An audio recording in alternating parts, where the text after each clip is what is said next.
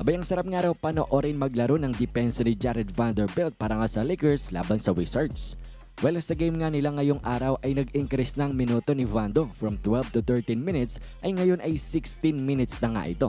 And in fairness nga para kay Jared Vanderbilt, kahit tumaas ang kanyang minuto, abay kasabay nito ang pag-angat din ng kanyang produksyon dito nga sa team ng LA Lakers. At ito mga idol, silipin agad natin ito. Unang ang play niya ay hindi natin ito makikita sa stats kung saan itong ang very shifty na si Jordan Poole abay hindi nga pinakawalan neto ni Jared Vanderbilt at nakipagsabayan nga sa bilis neto ni Jordan Poole kahit nag-step back pa yan, great defense pa rin itong si Jared Vanderbilt, airball para nga dito kay Jordan Poole.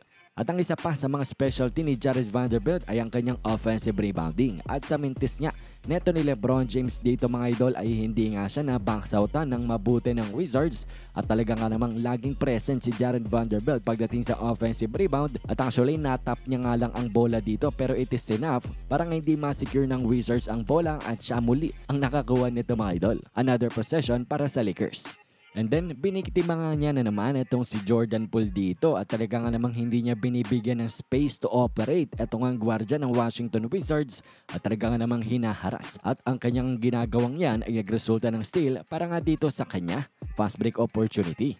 And then nang binabantay niya naman ang much bigger Kyle Kuzma, abay ganun din naman ang ginawa niya. Hindi niya nga binibigyan ng space itong ang si Kyle Kuzma. At nang mag-switch nga sila dito sa handoff na itong ang Washington Wizards, abay great na paglalaro ni Vando ng dalawang player ng Wizards dito. Hindi binigyan ng wide open lane itong ang kanilang gwardiya. And then habang hindi niya binibigyan ng wide open lane, abay he is also playing the passing lane. And actually, na-steal niya na naman ang bola dito.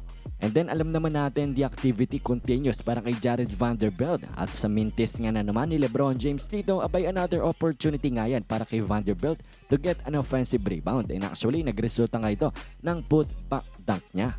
At dito nga'y kahit parang out of the play itong si Jared Vanderbilt abay he still finds a way para nga maapektuhan at magka-impact dito nga sa possession ng kanilang kalaban. And actually kinlog niya nga itong ang paint para nga sa LA Lakers para nga hindi magkaroon ng easy reverse layup itong ang gwardiya nila. And then habang ginagawa niya yan abay inistil niya rin ang bola nga dito ng ipapasa na ito at mga corner nila. Itong Wizards player, another steal para kay Jared Vanderbilt. And then sa last play nga natin, abay akala nga ng Wizards player dito ay easy rebound na ito after nga ng airball ni Austin Reeves. Pero nasa likod niya nga etong si Jared Vanderbilt, nakakuha na naman ng steal nga yan. Another possession tuloy para nga sa team ng LA Lakers. At ito nga mga idol ang sinasabi ng mga Lakers player pati na rin ni Coach Redick na na-miss nga daw ng LA Lakers nang wala itong si Jared Vanderbilt. At yun nga yung kanyang activity on the court nang dahil talagang hindi nga siya tumitigil sa pag-hustle. Parang 100% lagi ang kanyang paglalaro. At kitang-kita naman natin in just 16 minutes of playing time. Abi grabe nga ang mga plays na ginawa para nga sa LA Lakers.